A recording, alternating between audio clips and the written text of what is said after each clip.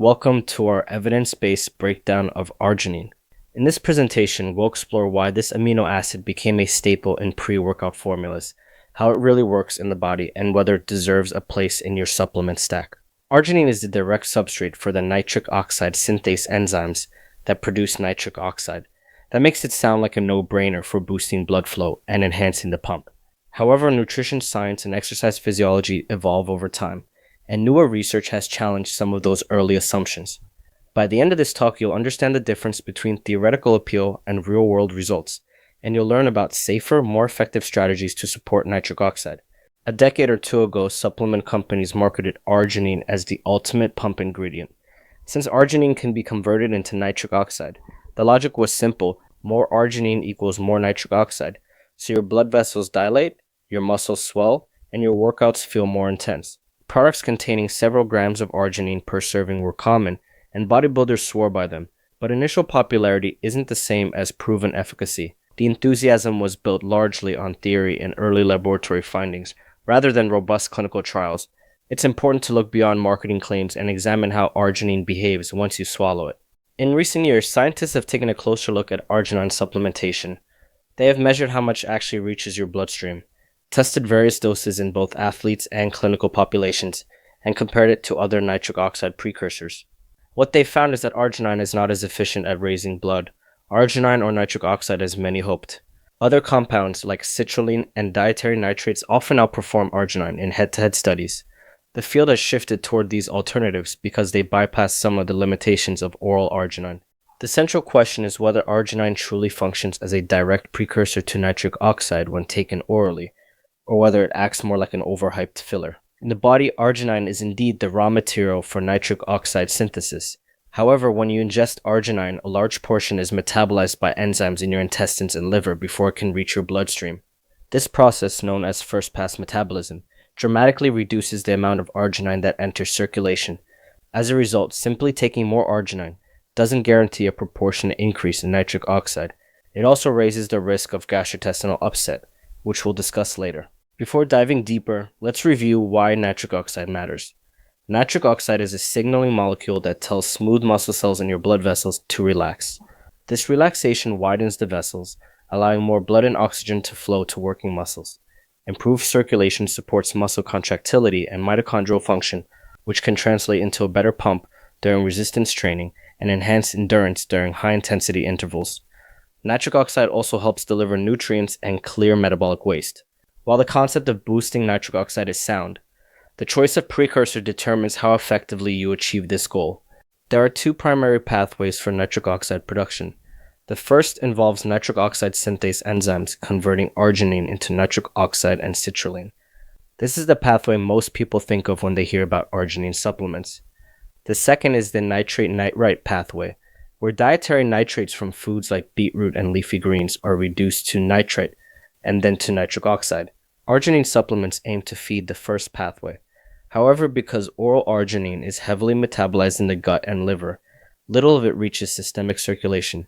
In contrast, citrulline is converted to arginine in the kidneys, bypassing the digestive breakdown and more effectively raising plasma arginine levels.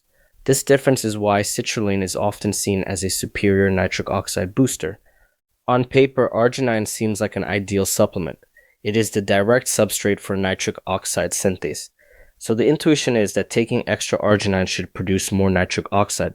This could, in theory, enhance vasodilation, deliver more nutrients and oxygen to muscles, and improve performance. The idea resonates with athletes seeking a stronger pump or better endurance.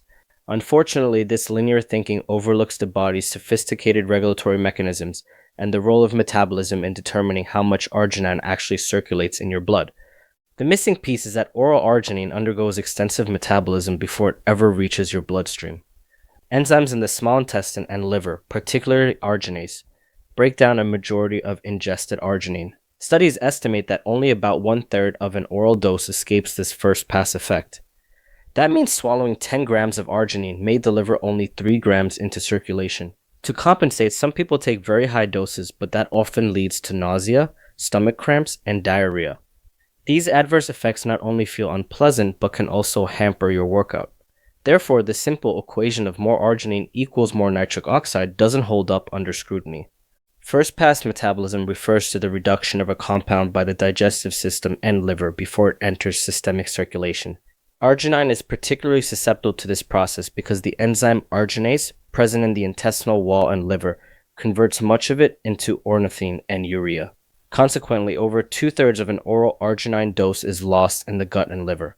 What survives is not sufficient to cause a dramatic increase in circulating arginine or nitric oxide levels. Understanding this metabolic bottleneck helps explain why arginine alone often disappoints in research trials. When researchers compare arginine and citrulline supplementation, they consistently find that citrulline raises plasma arginine more effectively. In several trials, citrulline increased circulating arginine by roughly 1/3 more than equivalent doses of arginine itself. This happens because citrulline bypasses intestinal arginase and is converted to arginine in the kidneys, resulting in a sustained elevation of arginine and nitric oxide production. The implication is clear. If your goal is to maximize nitric oxide, citrulline provides a superior route with fewer digestive complaints. High doses of arginine can lead to a variety of uncomfortable side effects. Common complaints include bloating, stomach pain, cramping, and diarrhea. Some people also experience headaches or a drop in blood pressure because arginine's vasodilatory effects can become excessive. People with asthma or allergies may notice worsening symptoms. Rarely, arginine can provoke changes in blood sugar or interact with medications.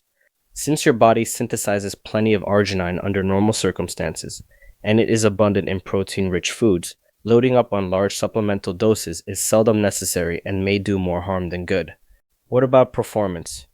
Research on arginine as an ergogenic aid yields mixed and often underwhelming results.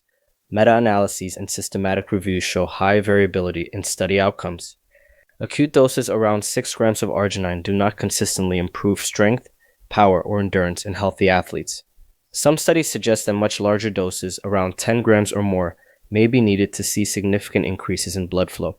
However, those doses frequently exacerbate gastrointestinal discomfort.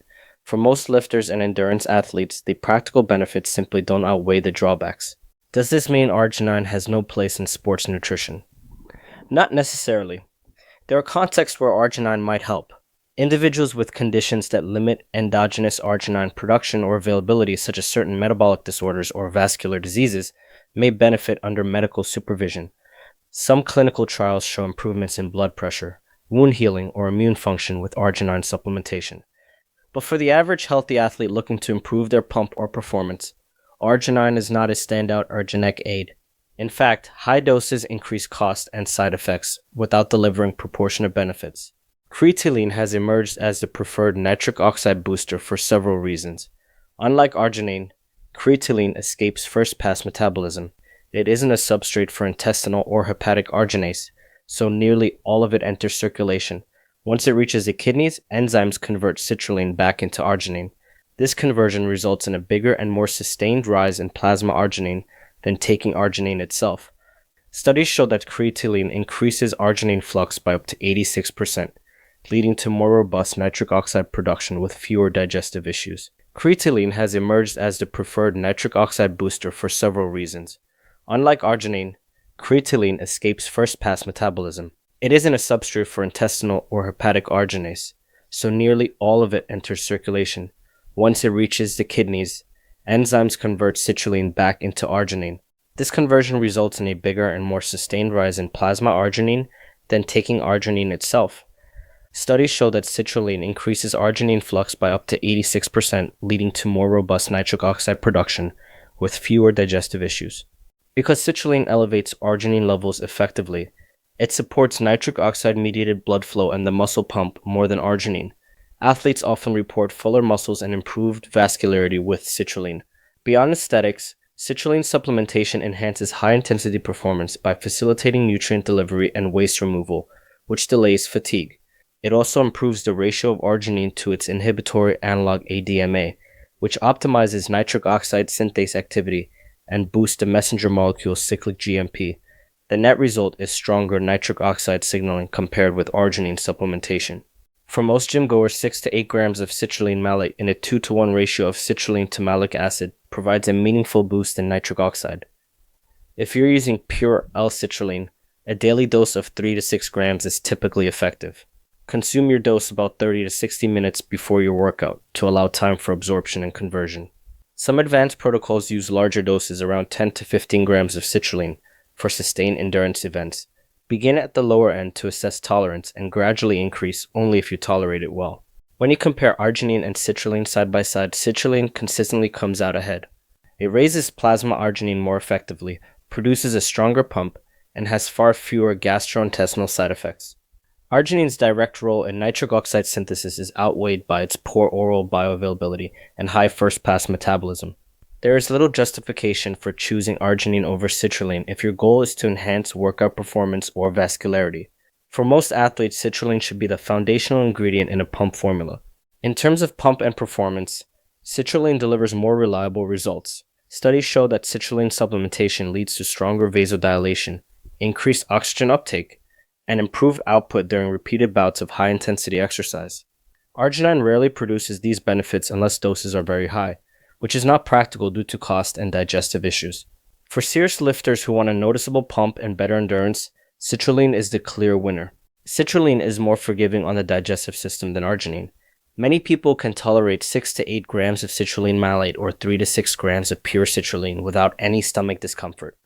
Arginine, on the other hand, often causes bloating, cramps, or diarrhea when taken in similar quantities. To achieve comparable nitric oxide levels, arginine must be consumed at doses approaching 10 grams or more, greatly increasing the likelihood of side effects. Thus, from both a dosing and tolerance standpoint, citrulline is superior.